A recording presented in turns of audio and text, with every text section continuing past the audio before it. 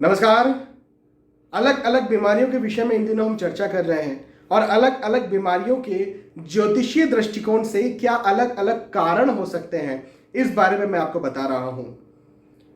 क्या उपाय किया जाए, किस ग्रह का उपाय किया जाए जिससे वो अलग अलग बीमारियां ठीक हो सके, ट्रीट हो सके, कम हो सके, खत्म हो सके, इस बारे में भी हम चर्चा कर रहे हैं। और आज का ये वीडियो इसी सीरीज को आगे बढ़ाते हुए डाइजेस्टिव सिस्टम संबंधी बीमारियों के विषय में है। खास तौर पर जो हमारा स्टमक होता है, पेट,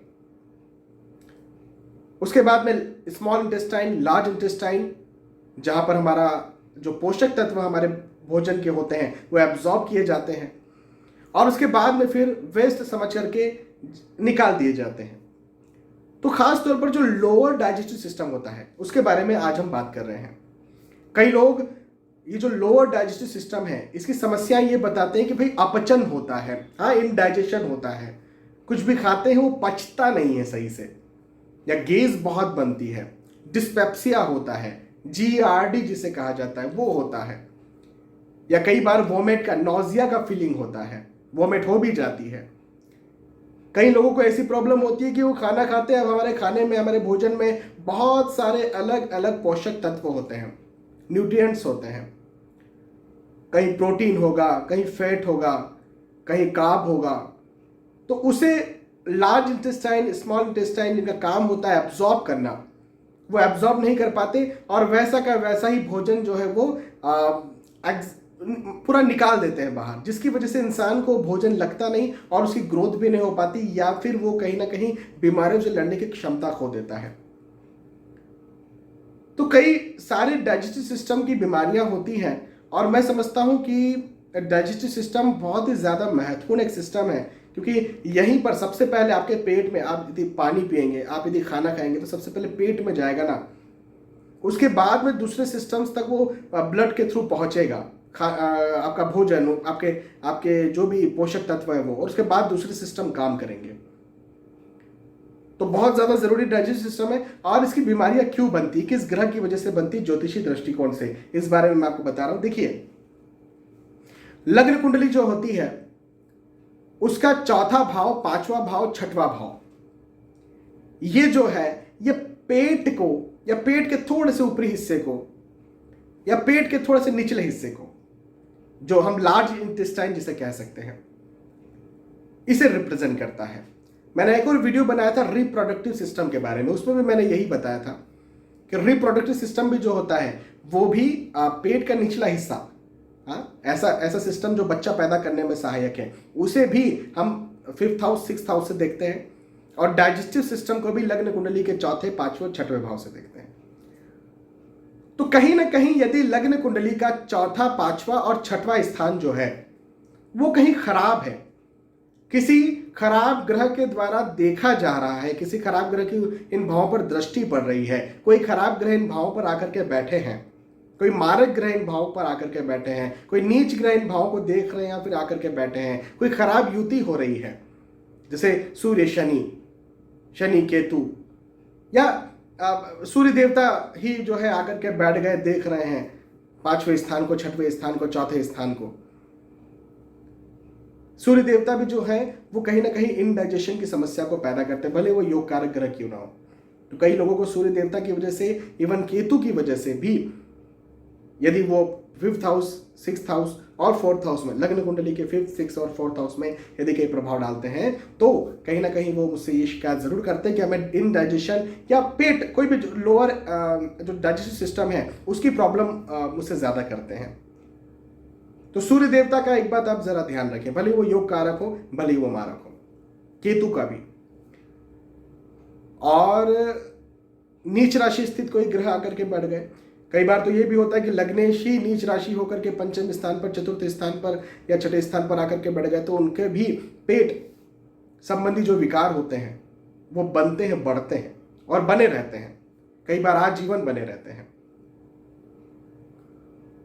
तो सीधी सी बात यह है कि वैसे तो सूर्य देवता और केतु ये जो है ये रिप्रेजेंट करते हैं यदि इनका किसी प्रकार से पांचवें, छठवें या चौथे भाव पर प्रभाव है, दृष्टि है, बैठे हैं, लेकिन इसके अलावा भी दूसरे किसी प्रकार से खराब ग्रह यदि इन भाव में बैठे हैं, लग्न कुंडली के इन भाव में बैठे हैं जो मैंने यहाँ पर डिस्कस किए, तो कहीं ना कहीं इंसान को जो है डाइजेस्टिव सिस्टम संबंधी समस्याएं आती हैं। अब यहां पर मैं हमेशा एक बात कहता हूं कि लग्नेश को भी देखा जाना चाहिए। लग्नेश यदि कहीं बली है, मजबूत है, तो कहीं ना कहीं जो समस्याएं होती हैं उन समस्याओं को वो कम कर लेता है। जैसे मान लीजिए कि उदाहरण के तौर पर बता रहा हूं, टेक्निकली मत लीजिएगा लेकिन समझने के लिए लीजिएगा कि किसी को पेट में 100 प्रॉब्लम है, 100 प्रॉब्लम है। अब उसके लग्नेश बहुत अच्छे, बहुत मजबूत है, बहुत अच्छी जगह पर बैठे हैं, तो वो लग्नेश उसकी प्रॉब्लम को 50 कम कर देंगे, यानी आप 50 ही प्रॉब्लम उसको रहेगी। तो ये भी एक बात है। तो लग्नेश अच्छा होना बहुत जरूरी है कुंडली में। नहीं अच्छा है तो उसे अच्छा किया जाए। एक और बात मैंने ये देखा है कई लोग शिकायत करते हैं कि सर हम पेट के डॉक्टर के पास गए, हम सर्जन के पास गए, जो पेट का ही सर्जन है, हमने उसको पूरा बताया, उसने सारी जो भी जांचें जरूरी होती हैं वो सब की हमारी, और उसने कहा कि आपको कोई प्रॉब्लम नहीं है, जबकि हमें एक्चुअल में प्रॉब्लम है। अब हम उसके पास जा रहे हैं, इतनी जांचें करवा रहे हैं, कठिन कठिन इतना पैसा खर्च कर रहे हैं, तो ऑब्वियसली हमें प्रॉब्लम होगी, तभी तो ना कर रहे हैं। तो फिर वो जो इतना पढ़ा लिखा डॉक्टर है, एमएस किया हुआ है उसने या डीएम किया हुआ है, जो सिर्फ पेट में या डाइजेस्टिव सिस्टम में पढ़ाई जिसने की है, वो कह रहा है कि आपको कोई प्रॉब्लम नहीं है, जबकि हमें प्रॉब्लम है। तो ऐसा क्यों? तो देखिए, वो जो डॉक्टर है टेक्निकली सही है, टेक्निकली, प्रैक्टिकली हो सकता है वो गलत हो, लेकिन टेक्निकली सही। कई बार मैं भी ये सोचता हूं कि डॉक्टर ऐसा कैसे कह देते हैं, जब पेशेंट कहता है हमें प्रॉब्लम है तो डॉक्टर कहते हैं आपको कोई प्रॉब्लम नहीं है। अरे ये क्या बात हुई भाई? प्रॉब्लम है तभी तो ना पेशेंट आपके पास आ रहा है और आपको इतना पैसा खर्च कर रहा है। तो प्रॉब्लम है, क्या प्रॉब्लम है वो मैं बताता हूं, लेकिन टेक्निकली वो डॉक्टर अपनी जगह पर सही है, क्योंकि उसने सारी जांचें की है और एक्चुअल में आपको आपके डाइजेस्टिव सिस्टम में कोई प्रॉब्लम नहीं दिखी। उस डॉक्टर को दिखती तो ऑब्वियसली बताता ना, वो बैठा ही क्यों है डॉक्टर, उसने इतनी पढ़ाई लिखाई की है, वो बैठा है आज इसीलिए तो बैठा है कि आपकी प्रॉब्लम को सॉर्ट आउट करे। तो जब वो भी गलत नहीं बोल रहा, आप भी गलत नहीं बोल रहे, तो गलत कहाँ है फिर? तो फिर कई बार जो होता है ना, साइकोलॉजिकली प्रॉब्लम भी क्रिएट होती है। अब साइकोलॉजिकली से आप ये मत लीजिए कि बस आप सोच रहे हो कि आपको लग रहा है कि प्रॉब्लम है तो प्रॉब्लम है। नहीं नहीं नहीं नहीं, लग रहा है कि बात मैं नहीं कर रहा हूं। कई बार जो होता है, हमारा जो मेंटल इंबैलेंस होता है, साइकोलॉजिकली आप जो है सोचने विचारने की जो क्षमताएं होती हैं, या ज्यादा चिंता करना या ज्यादा तनाव करना, ज्यादा एंजाइटी में रहना, इवन डिप्रेशन में रहना, उसकी वजह से भी आपके डाइजेस्टिव सिस्टम पर असर पड़ता है। देखिए मेरी बात सुनिए, आप कुछ सोच रहे हैं, एक उदाहरण के तौर पर मैं अपनी बात करता हूं मैं भोजन कर रहा हूं अभी इस समय, और मैं बड़ा एंजाइटी में, बड़ा सोच में, बड़ा विचार में हूं और भोजन किए जा रहा हूं, चीजों को सोचे जा रहा हूं।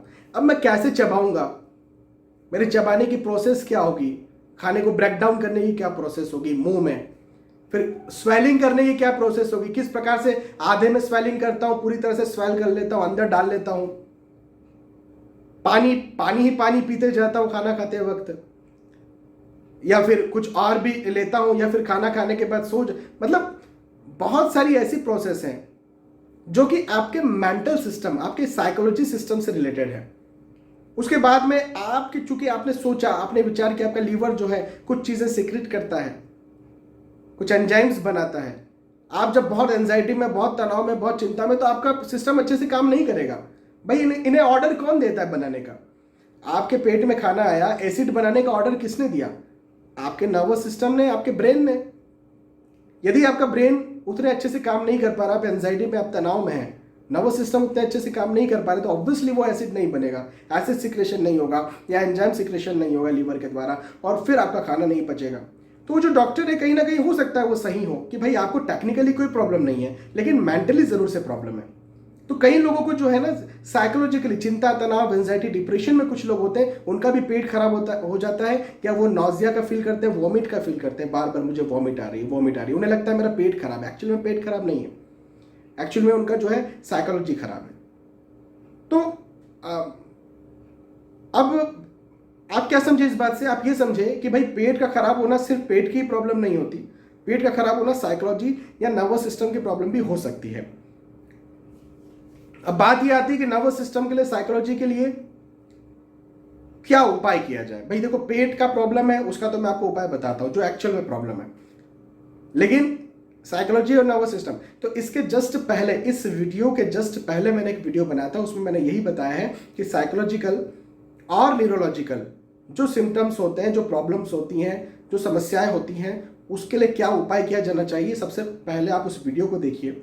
उस वीडियो में जैसा जैसा उपाय बताया वो सारे उपाय कर डालिए। यदि साइकोलॉजी की वजह से, यदि नर्वस सिस्टम की वजह से आपका पेट खराब है और आपको सब डॉक्टर मना कर गए हैं, तो आप वो उपाय कीजिएगा, आपको बिल्कुल फायदा मिल जाएगा। लेकिन अब आते हैं हम एक्चुअल में आपको प्रॉब्लम है, ठीक है, साइकोलॉजी का प्रॉब्लम नहीं है, कोई नर्वस सिस्टम का प्रॉब्लम नहीं, एक्चुअल में आपका इनडाइजेशन है, एक्चुअल में आपका एब्जॉर्प्शन में प्रॉब्लम है, एक्चुअल में आपके एंजाइम्स नहीं क्रिएट हो रहे हैं, एक्चुअल में आपको या तो हाइपर एसिडिटी हो रही है या फिर एसिड बन ही नहीं रहा है, एसिड सिक्रेशन हो ही नहीं रहा है आपके स्टमक में। तो इसके लिए आपको जो है ये देखना पड़ेगा कि लग्न कुंडली के चौथे, पांचवें और छठे भाव को कौन से ग्रह खराब करे। जैसे थोड़ी देर पहले मैंने बताया था, सूर्य देवता हो सकता है खराब करे, केतु खराब करे, कोई मारक ग्रह खराब करे, कोई नीच राशि स्थित ग्रह खराब करे। तो आप जो भी ग्रह खराब कर रहे हैं उनका उपाय करें। क्या उपाय करें वो मैं आपको बताता हूं। और एक और बात, लग्नेश को भी देखें। यदि लग्नेश कहीं खराब है तो लग्नेश का भी उपाय करें। और लग्नेश यदि कहीं अच्छे बैठे लेकिन कमजोर है तो उनका रत्न जरूर पहने, लग्नेश का रत्न जरूर पहने, यदि अच्छे हैं तो, और कमजोर है तो। अब आ जाते हैं हम उपाय पर कि भाई चलो ठीक है, हमने पता कर लिया कि चौथे, पांचवें, छठवें भाव में ये ग्रह जो है वो खराब फल दे रहे हैं, अभी उपाय क्या करेंगे। तो उपाय के लिए सबसे आसान मैंने आपके लिए रास्ता निकाल करके रखा है। आप जाइए VS एस्ट्रोलॉजी यूट्यूब चैनल की प्लेलिस्ट में। यदि आप इस वीडियो को यूट्यूब पर देख रहे हैं, इसी यूट्यूब चैनल की प्लेलिस्ट में चले जाइए। क्या इंस्टाग्राम, फेसबुक पर देख रहे हैं तो ऑब्वियसली आपको यूट्यूब चैनल VS एस्ट्रोलॉजी पर आना पड़ेगा। उसकी प्लेलिस्ट में जाइए, प्लेलिस्ट का नाम है सभी ग्रहों के सटीक उपाय। वहां पर जाकर के आप जो है वो वीडियो देखिए। वहां पर आपको 9 वीडियोज एक्चुअली मिलेंगे। जो भी ग्रह आपको लगता है कि भाई ये ग्रह खराब है जिसकी वजह से मुझे प्रॉब्लम आ रहा है, उस ग्रह का वो उपाय कर डालिए। एक बात का ध्यान रखिएगा, लग्नेश का दान नहीं किया जाता, बस इतना ध्यान रखना, लग्नेश का कोई दान नहीं किया जाता। इसके अलावा जो जो उपाय मैंने वहां पर बताया वो सारे उपाय आप कर लीजिए। मैं समझता हूं कि आपको जो भी आपका डाइजेस्टिव सिस्टम संबंधी प्रॉब्लम बन रहा है, वो एक्चुअल में प्रॉब्लम हो या साइकोलॉजिकल न्यूरोलॉजिकल प्रॉब्लम हो, वो जो भी प्रॉब्लम हो, आपका प्रॉब्लम खत्म हो जाएगा, कम हो जाएगा। क्योंकि बहुत बड़ा प्रॉब्लम है, डाइजेस्टिव सिस्टम का प्रॉब्लम बहुत बड़ा प्रॉब्लम होता है। और यदि पेट ही खराब है तो आप न्यूट्रिएंट्स डालेंगे कैसे भाई। ठीक है, शरीर को लगते हैं, पोषक तत्व लगेंगे, लेकिन आप डालेंगे ही नहीं शरीर में, वो शरीर एब्जॉर्ब ही नहीं करेगा, तो आपको लगेंगे क्या। तो बहुत ज़रूरी है डाइजेस्टिव सिस्टम का अच्छा होना। वैसे तो सारे सिस्टम्स का अच्छा होना ज़रूरी है, और उन सारे सिस्टम्स पर मैं इन दोनों वीडियोस बना रहा हूँ, बहुत सारे तो बना भी दिए, उन सबको देखिए आप।